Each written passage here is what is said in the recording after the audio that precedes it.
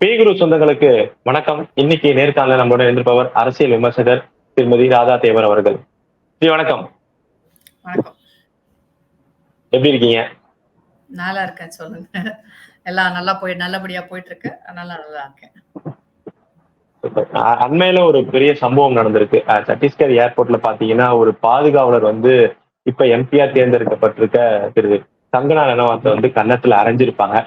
அதற்கு இங்கேருந்து பாத்தீங்கன்னா தந்தை பெரியார் திராவிட கழகம் தங்கத்துல மோதிரம் பரிசாகவும், நக்கீரன் கோபால் அவர்கள் இந்த மாதிரி நல்ல விஷயங்கள் இனிமே அதிகப்படியா நடக்கும் அப்படின்னு சொல்லியிருக்காங்க. அவங்களோட கருத்தெல்லாம் சொல்லியிருக்காங்க. இத ஒரு பெண்ணாவும் அரசியல் விமர்சகராகவும் எப்படி பாக்குறீங்க? இதுல நிறைய இவங்களுடைய கருத்து நான் பெரிய வித்தியாசம் ஒன்றும் பார்க்கல. ஏன்னா ராஜீவ்காந்தி அவர்களை கொன்றவர்களை இவங்க தானே விடுதலை செஞ்சு கட்டி பிடிச்சாங்க, கட்டி அணைச்சு வழி அனுப்புனாங்க. ஸோ அந்த ஒரு விஷயத்திலேயே நம்ம அவங்கள பார்த்துட்டோம். அதாவது தீவிரவாத அமைப்புகள், தீவிரவாதிகள் நம்ம நாட்டுல நம்மளுடைய பிரதமரா இருந்த ஒருத்தரை கொன்னவங்களே இவங்க பாராட்டி பேசினவங்க தான். அதுக்கப்புறம் அவங்கள விடுதலைக்காக பாடுபட்டவங்கன்னு கூட சொல்லலாம். நக்கீரன் கோபாலை பொறுத்த வரைக்கும் எல்டிடி பிரபாகரன் விஷயத்திலையும் சரி, எல்டிடி விஷயத்திலையும் வீரப்பன் விஷயத்துல முதற்கொண்டு அவர் எப்படியெல்லாம் செயல்பட்டாருன்றது நமக்கு எல்லாமே தெரியும். தவறு செய்பவர்களை எல்லாம் இவங்க நியாயப்படுத்துவாங்க. அப்படி எல்லாரோட தவறுகளையும் நம்ம நியாயப்படுத்திக்கிட்டே போகணும்னு வச்சுக்கோங்களேன்.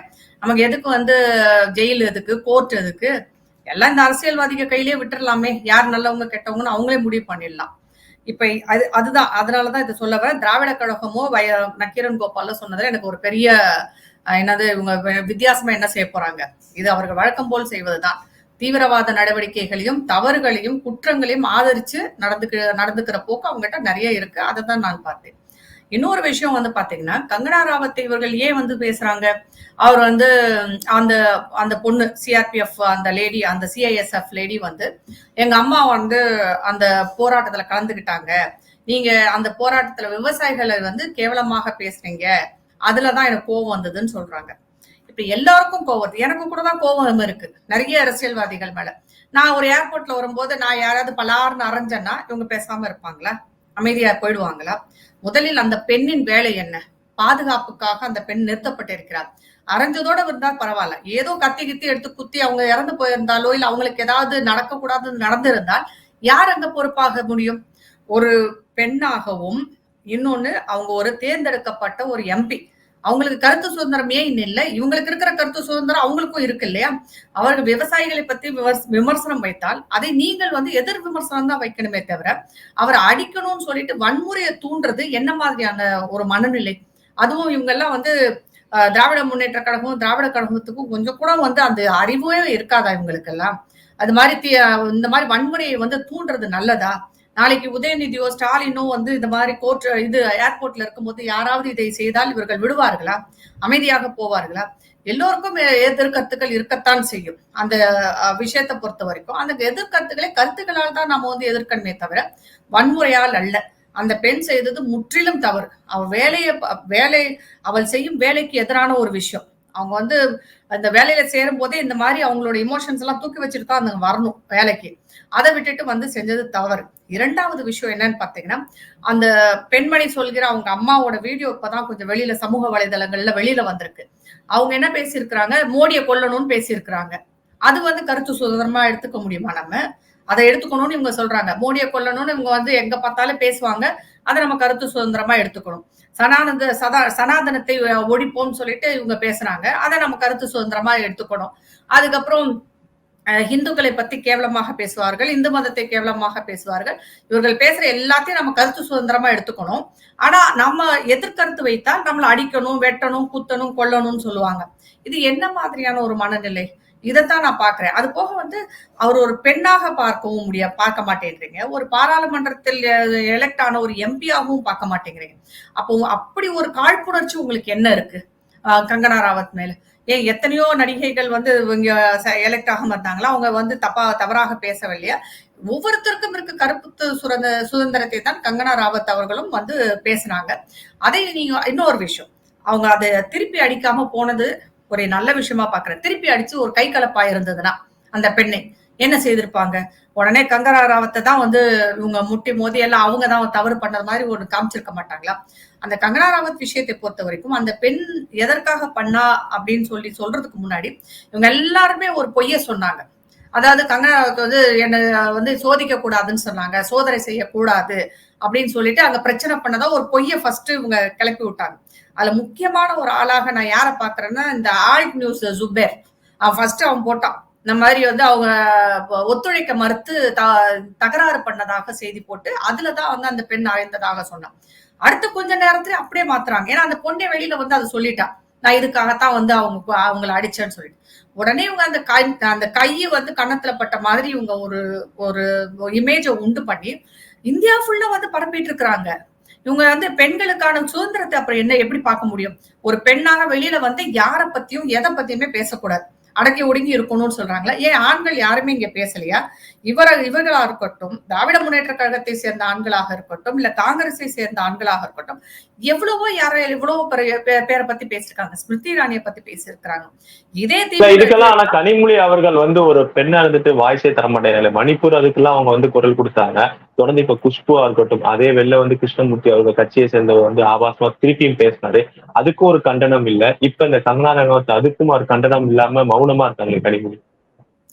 அவங்க எதுக்குமே வந்து அது பெண்கள் வந்து பாஜகவை ஆதரிக்கும் பெண்கள் வேற, திராவிட முன்னேற்ற கழகத்தை ஆதரிக்கும் பெண்கள் வேற, காங்கிரஸ் அது போக அவங்களுக்கு எங்கெல்லாம் அரசியல் பண்ண முடியுமோ அங்க மட்டும்தான் அவங்க பண்றாங்களே தவிர இந்த மாதிரி ஒரு பெண் எந்த கட்சியா இருக்கட்டும், எந்த மதமா இருக்கட்டும் பாதிக்கப்பட்டால் அதை பற்றி நாம் குரல் எழுப்பத்தான் வேண்டும்.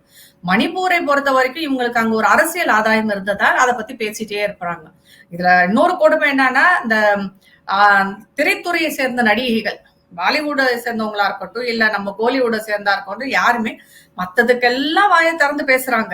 இங்க இருந்து இஸ்ரேல நடக்கிற பிரச்சனைக்கு வாயை திறக்கிறாங்க.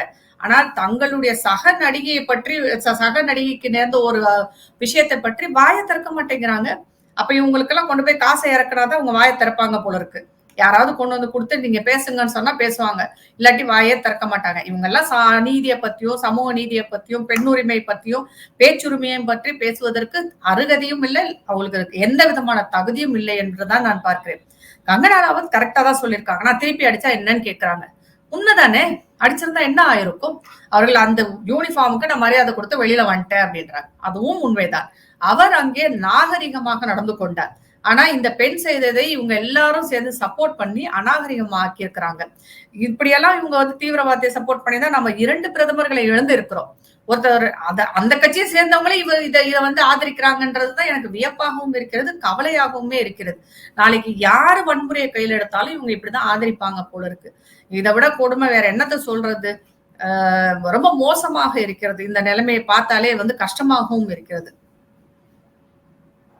அடுத்தது இப்ப மோடி அவர்கள் 3வது ஆட்சியில வந்து இப்ப மினிஸ்டர்ஸ் எல்லாம் அப்பாயின்மெண்ட் பண்ணிட்டாங்க. அவங்களுக்கான போர்ட்போலியோவும் வந்து கொடுத்துக்கப்பட்டுச்சு.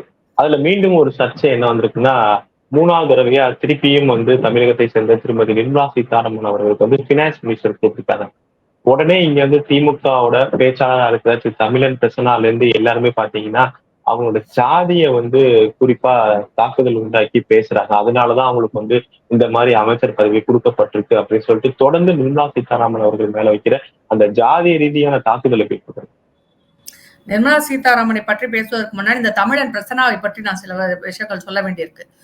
ஒரு லைவ் ப்ரோக்ராம்ல நூலிபன் சொல்லிட்டு பிராமணர்களை கேவலப்படுத்தி இருக்கிறார். இவருக்கெல்லாம் என்ன தகுதி இருக்கு? இந்த ஆள் யாரு? இவருடைய பர்சனலான விஷயங்களையும், இவருடைய குடும்ப விஷயங்களையும், இவரோட பின்னணியையும் எடுத்து பார்த்தால் ரொம்ப கேவலமா இருக்கு. அதை நம்ம பேசலாமா பொது வெளியில? இவர் வந்து பிராமணர்களை பார்த்தால் இவர்களுக்கு எப்படி தெரியுது? ஏன் ஹிந்துக்கள் யாரும் எதுவுமே கேட்க மாட்டாங்கன்ற அது என்னது நூலிபன்றது வார்த்தைய? நீங்க தாலிபான் சொல்லுங்க, இஸ்லாமிய தீவிரவாதம் இருக்கு, தாலிபான்ஸ்ன்றவங்க ஒருத்தவங்க இருக்காங்க, அது என்ன நூலிபன்? எத்தனை பிராமணர்கள் வந்து குண்டு வைத்தார்கள் இங்கே? இல்ல எத்தனை பிராமணர்கள் கத்தி எடுத்து போயிட்டு வெட்டுனாங்க? அவங்க பாட்டுக்கு அவங்க ஓரத்துல ஒரு பக்கமா வந்து ஏதோ பண்ணிட்டு இருந்தாங்கன்னா இவர்களுக்கு இருக்க இருக்க இடம் கொடுத்தாங்கன்னா இவங்க மிஞ்சிக்கிட்டே போறாரு. அதுல தமிழன் பிரசன்னா என்பவர் ரொம்ப கேவலமா பேசுற ஒரு ஜட்ஜாயா, அவர்ல என்ன மனுஷன்னே தெரியல. இப்ப இந்த பெண்ணை பற்றி முதல்ல கங்கனா ராவத் விஷயத்துல இவங்க எப்படி நடந்துகிட்டாங்கன்னு பார்த்தோம். நிர்மலா சீதாராமனை பொறுத்த வரைக்கும் 3வது முறையாக வந்தா என்ன உங்களுக்கு? மன்மோகன் சிங்கே வந்து தேர்ந்தெடுக்கப்படவில்லை, அவர் வந்து உட்கார்ந்துதான் இருந்தார். அது மாதிரி நிறைய பேரை நான் சொல்ல முடியும். எடுத்துக்காட்டாக சொன்னோம்னா நிறைய பேரை சொல்ல முடியும். இவர் நிர்மலா சீதாராமன் அவர்கள் ஒரு பெண்ணாக, அதுவும் தமிழ்நாட்டை சேர்ந்த ஒரு பெண்ணாகத்தான் நான் பார்க்கிறேனே தவிர அவர் ஒரு பிராமணராக எல்லாம் பார்க்கல. அவரை எப்பயும் போல ராஜ்யசபா எம்பி அவங்க எம்பி ஆக்கி அவங்க மினிஸ்டர்ஷிப் கொடுத்தா நல்லது தானே. பெண்களுக்கு ஒரு ரெப்ரசன்டேஷன் வேணும் தானே. அதுவும் மத்திய அரசில் முக்கியமான ஒரு துறை. ஏற்கனவே அவங்க பாத்தீங்கன்னா முதல்ல இதுல இருந்தாங்க, டிஃபென்ஸ் மினிஸ்டரா இருந்தாங்க. அடுத்து இப்ப பினான்ஸ் மினிஸ்டர் கொடுத்திருக்காங்க. இது எவ்வளவு பெரிய பெருமை. இவங்க திமுக அரசுல எத்தனை பேருக்கு அப்படி கொடுத்திருக்காங்க? எந்த பெண்களுக்கு வந்து நிதியமைச்சகம் கொடுத்திருக்காங்க, இல்ல உள்துறை கொடுத்திருக்காங்க, இல்ல முக்கியமான போர்ட்போலியோ ஏதாவது ஒரு பெண்ணுக்கு இவர்கள் கொடுத்திருக்கிறார்களா? ஒண்ணுமே கொடுத்தது கிடையாது. அப்படி எதுவுமே கொடுக்காம இவங்க எல்லாம் பெண் உரிமையை பற்றியும் பெண் முன்னேற்றத்தை பத்தியும் பேசுறதுக்கு இவங்களுக்கு எல்லாம் அருகதையே கிடையாது இந்த திமுக என்னும் ஒரு கட்சிக்கு. இப்ப நிர்மலா சீதாராமன் அவர்களை பொறுத்த வரைக்கும் அவர் வந்ததுக்கு அப்புறம் ஏதாவது அலிகேஷன் இருக்கா? ப. சிதம்பரம் மேல் எவ்வளவு அலிகேஷன், எவ்வளவு கேஸ். அவரால் பினான்ஸ் மினிஸ்டரா தான் இருந்தாரு. அவர் மேல எவ்வளவு கேஸ் இருந்தது. இவர் ஏதாவது இவங்க மேல அப்படி ஏதாவது அலிகேஷன் இருக்கா? கிடையாது. நம்மளுடைய பொருளாதாரம் எப்படி இருக்கு? முன்னேறி கொண்டுதான் போயிருக்கு. அந்த இடம் 3வது இடம் அப்படின்னு நம்ம முன்னேறிக்கிட்டு தான் இருக்கிறோம். நம்மளோட ஜிஎஸ்டி கலெக்ஷன் எவ்வளவு போயிருக்கு. இவர்கள் செய்த எல்லா திட்டங்களும் நமக்கு வந்து நல்ல விதமாக தானே அமைஞ்சிருக்கு. அதை பொறுத்த வரைக்கும் நிர்மலா சீதாராமன் மேர்கள் வந்து எந்த குற்றச்சாட்டும் வைப்பதற்கு எதுவும் இல்லை. இவர்கள் பொது வெளியில் கூட்டு வந்து அவங்கள ஒரு கேள்வி கேட்கறாங்க, அவங்க பதில் சொல்ல மாட்டேன்னு சொன்னா உடனே திமிர் பிடிச்சவன்னு சொல்லிடுறாங்க. ஒரு பெண்ணை வந்து பொது வெளியில், அதுவும் இந்த மாதிரி பப்ளிக் லைஃப்ல வர்ற பெண்களை எவ்வளவு மோசமாக பேச வேண்டுமோ, அவங்கள மாமின்றது, ஊர்கா மாமின்றது, இவங்களுடைய கேவலமான புத்தி எல்லாம் இதுலதான் வருது. எல்லாமே பேசுறாங்க. அதுவும் அவர் பிராமண பெண்ணாக இருந்து விட்டார். அவர் ஒரு நடுத்தர வர்க்கத்தை சேர்ந்த ஒரு பெண். பெரிய இவங்கள மாதிரி வந்து கனிமொழி மாதிரியோ பார்ன் வித் சில்வர் ஸ்பூன் எல்லாம் கிடையாது. ஒரு நடுத்தர வர்க்கத்தில் பிறந்தவர். ஒரு இன்னொரு அவர் கணவரை அவர் ஒரு காங்கிரஸ்காரர். இன்னும் சொல்ல போனா இவருக்கு எதிரான கொள்கை உடையவர். அதுலயே அவங்களுக்கு எவ்வளவு பிரச்சனை இருக்கும். ஒரு பெண்ணாக நான் அவருடைய நிலைமையை பார்த்து பரிதாபம் தான் படுகிறேன். ஏன்னா வீட்டுலயும் பிரச்சனை அவங்களுக்கு. கணவர் வந்து எதிர்கருத்துக்களை வைத்துக் கொண்டே அவருக்கு பிரச்சனை கொடுத்துட்டே இருக்கிறாங்க. இவங்க இந்த பக்கம் வந்து இவங்க வந்து கேட்டெல்லாம் கொடுக்கல பதவி. அரசு அவரின் திறமையை பார்த்து பதவியை கொடுத்திருக்கு. இதுல இவங்களுக்கு என்ன பிரச்சனை வேண்டியிருக்கு? மோடி அரசாங்கம் அவருக்கு கொடுத்திருக்காங்க அந்த பதவி. அவர் அதை திறன்பட செய்கிறார். ஆனா அவங்களுக்கு பொது வாழ்க்கையிலயும் அவரை கேவலமாக பேசுறாங்க. இந்த பேசுற எல்லாரும் எல்முருகன் பத்தி ஒரு வார்த்தை சொல்லியிருப்பாங்களா? ஏன்னா அவர் பட்டியல் இனத்தை சேர்ந்த ஒரு ஆண். அந்த ஆணாதிக்க மனப்பான்மை இவங்களுக்கு எவ்வளவு மோசமாக இருக்கிறது. அப்ப பெண்களை பார்த்தாலே இவங்க வந்து கேலி செய்வதுதான் இவங்களுடைய பழக்கம். அதுக்கப்புறம் இவங்க இத வந்து தமிழிசையோட வந்து இவங்க கம்பேர் பண்ணி வேற பேசுறாங்க. தமிழிசை தான் நீங்க தான் பரட்டைன்னு சொல்லி இருக்கிறீங்க, அவங்கள உருவத் கேலி வந்து எவ்வளவோ பண்ணி இருக்கிறீங்க. இந்த திராவிட முன்னேற்ற கழகம் பெண்களை வந்து அவர்கள் உருவத்தை வைத்து கேலி செய்வார்கள். அவர் உருவத்தை வைத்து கேவலமாக பேசுவாங்க. ஜாதியை வைத்து கேவலமாக பேசுவாங்க. அதுக்கப்புறம் அவங்க ஏதாவது ஒரு நல்ல ஒரு பொசிஷனுக்கு வந்தாங்கன்னா அவங்களோட பின்னணியை பத்தி பேசுறது, அசிங்கமா பேசுறது, பின் வழியில் வந்துட்டாங்க, அது இதுன்னு இவங்க பாட்டுக்கு பெண்களின் முன்னேற்றத்தில் சிறிது கூட அக்கறை இல்லாத ஒரு கூட்டம்னா அது இந்த திராவிட முன்னேற்ற கழகமும் திராவிட கழகமும் தான். அவங்க எந்த பெண்ணையும் மதித்ததே கிடையாது. அவங்க கட்சியில இருக்க பெண்ணையும் அவங்க மதித்தது இல்லை.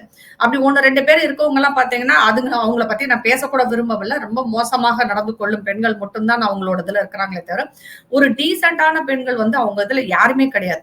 அப்படிதான் நான் பாக்குறேன் நான். இதுல வந்து நிர்மலா சீதாராமனை பற்றி இவர்கள் பேசுவதெல்லாம் மிகவும் கண்டிக்கத்தக்க ஒரு விஷயம். நீங்க முதல்ல உங்க ஸ்டேட் கவர்மெண்ட்ல பெண்களை கொண்டு வந்து நல்ல ஒரு நீங்க அவங்கள வந்து தேர்தல் எல்லாம் ஜெயிக்க கூட வேண்டாம். நீங்க கொண்டு வந்து உள்ள வச்சு நல்ல பொசிஷன் கொடுங்க போதும். ஏன் பெண்களால் இங்க ஜெயிக்க முடியலன்றதுக்கு நிறைய காரணங்கள் இருக்கு. இப்ப நீங்க ரிசர்வேஷன் யாருக்கு கொடுக்குறீங்க? ரிசர்வேஷன் ஆல்ரெடி வந்து 33% ரிசர்வேஷன் பெண்களுக்கு கொடுக்கணும்னு சொல்லி போராடிட்டு இருக்கிறோம் இங்க. இப்ப பட்டியலின மக்களா இருக்கட்டும், இல்ல சமுதாயத்தில் மிகவும் கீழ்பட்ட மக்களுக்கு வந்து ரிசர்வேஷன் பெண்களுடைய நிலையும் அதுதானே. அவங்களால ஒரு தேர்தல நின்று கூட இங்க ஜெயிக்க முடியாது. ஒண்ணு அவங்க கணவரோ அவங்க குடும்பமோ. பெண்கள் முன்னேற்றத்துக்கு முக்கியமான காரணம் இந்த திராவிட கழகமும் அவங்க தொடர்ந்து சொல்லிட்டே இருக்காங்களே. அது குறிப்பா தமிழகத்தை பெண்கள் படிக்கிறதுக்கும் அவங்க வந்து வீட்டுல இருந்து வெளியில வரதுக்கு காரணமே இந்த திராவிட மூவ்மெண்ட் தான் அப்படின்னு சொல்லிட்டு அவங்க பறைசாற்றிட்டு இருக்காங்களே. எனக்கு அந்த பெண்களின் பட்டியலை கொடுத்தீங்கன்னா நான் ரொம்ப சந்தோஷப்படுவேன். எத்தனை பெண்கள் அவர்கள் ஆட்சியில் அவர்களுடைய அரசில் எத்தனை பேர் வந்து முக்கியமான போர்ட்போலியோல இருந்தாங்க, முக்கியமான பதவிகளை வகித்தார்கள். அதை நீங்க எனக்கு கொடுங்க, நானும் பாக்குறேன். அதே மாதிரி பட்டியலின மக்களா இருக்கட்டும், இல்ல அதுக்கப்புறம் வந்து எஸ்டி ஷெட்யூல் ட்ரைப் மக்கள் இருக்காங்க இல்லையா, பழங்குடியினர், எத்தனை பேர் இவங்க வந்து மந்திரி ஆக்கி இருக்கிறாங்க?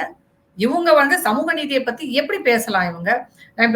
நான் ஏற்கனவே சொன்னேன், நம்மளுடைய சமுதாய கட்டமைப்பு இன்றைக்கும் பெண்களை வந்து தலை தூக்க விடாம தான் பண்ணுது. அவங்களால ஒரு தேர்தல நின்னு ஜெயிக்க முடியல. ஒரு கணவரோ இல்ல அவரோட குடும்ப பின்னணி இல்லாமல் ஒரு பெண்ணால் வந்து இங்க ஜெயித்து வர முடியுதா?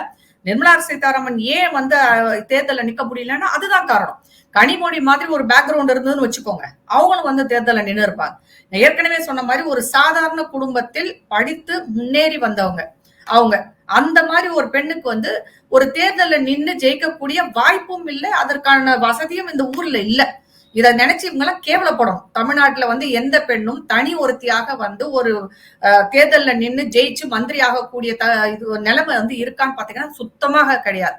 அதை நினைத்துதான் என்னவோ மோடி அவர்கள் சில பெண்களுக்கு வாய்ப்புகளை கொடுத்தார். அதில் ஒருத்தர் நிர்மலா சீதாராமனும் கூட. இத கூட புரிஞ்சுக்க முடியாத அளவுக்கு இவங்க பேசுறாங்கன்னா இவங்க எல்லாம் பெண்களுக்கு என்ன செய்வாங்கன்னு நீங்க நினைக்கிறீங்க? இவங்க எல்லாம் எதுவுமே செய்ய போறது கிடையாது. 33% என்னைக்கு வந்து தமிழ்நாட்டு அரசியல் இவர்கள் நிறைவேற்றுகிறார்களோ அன்றைக்கு இவர்கள் நிர்மலா சீதாராமனை பற்றி பேசலாம். அது வரைக்கும் இவங்க பேசுறதுக்கு இவங்களுக்கு எந்த விதமான தகுதியும் கிடையாது என்பதை நான் இங்கே பதிவு செய்யவே விரும்புகிறேன். அடுத்தது ஒரு சர்ச்சை இந்த அமைச்சரவையில பாத்தீங்கன்னா ஒரு இஸ்லாமியர்களுக்கு வந்து அவங்க வந்து எந்த ஒரு பதவியும் தரல, அமைச்சர் பதவி தரலன்னு சொல்லிட்டு இங்க அடுத்த ஒரு குற்றச்சாட்டு வைக்கிறாங்க எதிர்கட்சிகள்லாம். ஒரு இஸ்லாமியர் அப்துல் கலாம்னு ஒருத்தர் இருந்தார். அவரை வந்து நம்ம பிரசிடென்டா ஃபர்ஸ்ட் வந்து ஆக்குனது வந்து பாஜக தான். 2வது முறை அவர் ஆக்கும்போது அது எதிர்த்தது யாருங்க? இதே திராவிட முன்னேற்ற கழகமும் காங்கிரஸும் சேர்ந்துதான் எதிர்த்தாங்க. இவங்க எப்படி வந்து இஸ்லாமியர்களை பற்றி பேசுறாங்கன்னு கூட எனக்கு புரியவே இல்லை. அது ஒன்று. 2வது வந்து அரசியல் ஏதாவது இடஒதுக்கீடு இருக்கா? இஸ்லாமியருக்கு இவ்வளவு கொடுக்கணும், கிறிஸ்தவர்களுக்கு. அம்பேத்கர் எங்கேயுமே மதத்தை பற்றி குறிப்பிடவில்லையே. ஜாதியை பற்றியோ மதத்தை பற்றியோ அங்க குறிப்பிட்டிருக்காங்களா? கிடையவே கிடையாது. மக்களாகத்தான், இந்தியர்களாகத்தான் நம் பாராளுமன்றத்தில் உள்ளே நுழைய வேண்டுமே தவிர ஒரு இஸ்லாமியராக, ஒரு கிறிஸ்துவராக, ஒரு இந்துவாக நுழைய வேண்டிய அவசியம் இல்லை. இதுதான் வந்து அம்பேத்கர் சொன்னது. அதுல இவங்க அதையே மாத்துவாங்க போல இருக்கே. இஸ்லாமியர் வந்து வரணும்னு. முதல்ல இஸ்லாமியர் அங்க ஜெயித்து யாராவது இருந்திருந்தாதான் அவங்க ஒரு சிறுபான்மையர் அந்த அந்த அந்த பதவிக்காவது யாரையாவது ஒரு இஸ்லாமியர் வச்சிருக்கலாம்ல அப்படிங்கிறாங்க. சிறுபான்மையினர்னா வந்து உங்களுக்கு பௌத்த மதத்தை சேர்ந்தவங்க இருக்காங்க, அப்புறம் பார்சிஸ் இருக்காங்க, இன்னும் நிறைய சிறுபான்மை இருக்காங்க.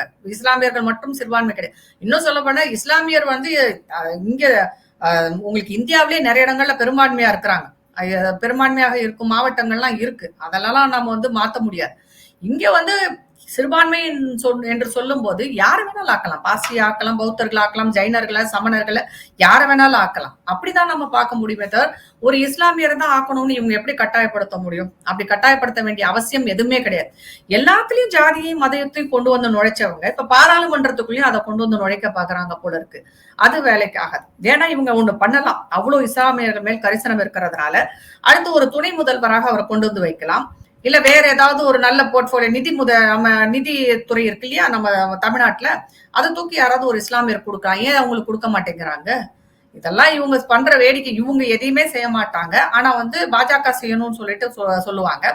ஒரு இஸ்லாமியரை வந்து ஜனாதிபதி ஆக்கணும்னா அதை தடுப்பாங்க. அதுக்கு இவங்க ஒத்துழைக்கலைன்னு சொல்லித்தான் அவர் 2வது நான் நிக்கவே மாட்டேன்னு சொல்லிட்டாரு அப்துல் கலாமே. அந்த மாதிரி எல்லாம் இவங்க பண்ணியிருக்கிறாங்க. இவர்கள் இஸ்லாமியரை பற்றி பேசியிருக்கிறார். அதே முர்மு விஷயத்துல எடுத்துக்குமே, இவங்க ஜனாதிபதி அவர்கள் திரௌபதி முர்முக்கு இவங்க சப்போர்ட் பண்ணாங்களா? இல்லையே. அதை எதிர்த்து இந்த பிராமணரை தான் சப்போர்ட் பண்ணாங்க. இவங்க நேரத்துக்கு தகுந்த மாதிரி இவர்களுடைய சப்போர்ட்டை வந்து மாத்திக்கிட்டே இருப்பாங்க. நேரத்துக்கு தகுந்த மாதிரி பேசுவாங்க. திராவிட முன்னேற்ற கழகம் என்பது ஒரு பொய்யிலே ஊறி, பொய்யிலே திளைத்து, பொய்யிலே வாழ்ந்து, பொய்யிலே போய்கிட்டு இருக்க ஒரு கட்சி. அந்த கட்சியை சொல்றதெல்லாம் நம்ம வந்து பெருசா எடுத்துக்கிட்டோம்னு வச்சுக்கோங்களேன், நாம லூசா அவங்க லூசானே தெரியாது. கண்டிப்பா. இவ்வளவு நேரம் உங்க நேரத்தை நம்ம தளத்துக்கு வந்து பயந்தமைக்கு ரொம்ப ரொம்ப நன்றி. நல்லதே நடக்கும். வாழ்க வளமுடன். வாழ்க வளமுடன். நன்றி.